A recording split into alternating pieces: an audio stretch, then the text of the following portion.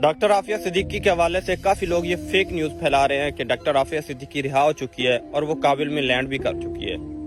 تو کل فوزیہ صدیقی کا بیان آیا ہے کہ کافی لوگ یہ فیک نیوز پاکستان میں پھیلا رہے ہیں کہ عافیہ صدیقی رہا ہو چکی ہے۔ تو فوزیہ صدیقی نے تمام لوگوں سے یہ عرض کیا، گزارش کی ہے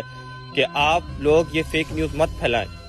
کہ عافیہ صدیقی رہا ہو چکی ہے، کیونکہ جو ہم کوششیں کر رہے ہیں ان کو رہا کروانے کے لیے اس میں رکاوٹ پیدا ہو سکتی ہے، اور یہ جو آپ فیک نیوز پھیلاتے ہیں اس سے ہمیں اذیت